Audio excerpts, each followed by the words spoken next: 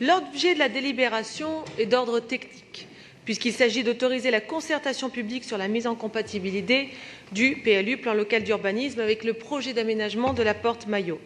Je ne vais pas rappeler de quel projet il s'agit, parce que nous en avons parlé depuis 2 ans très largement et évoqué ce sujet à maintes reprises dans cette enceinte.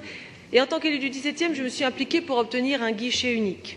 Ce réaménagement de la porte Maillot de près de 7 gros chantiers imbriqués devra à terme faire émerger la porte Maillot comme une nouvelle entrée métropolitaine. À ce stade, je regrette que la délibération reste très imprécise sur les dispositions du PLU qui devraient être modifiées. Je tiens à préciser qu'il faudra apporter à cette mise en compatibilité du PLU une vigilance extrême au regard de la formidable opportunité que représente l'ensemble de ces projets, et cela passe bien sûr par une concertation de tous les élus. Sur la consultation du public et des riverains, j'aimerais que nous soyons davantage dans une obligation de résultat plutôt qu'une obligation de moyens, et notamment en termes de communication.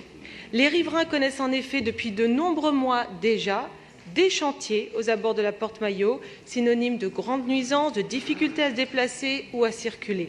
Le calendrier des travaux n'annonce aucun répit pour les prochaines années à venir.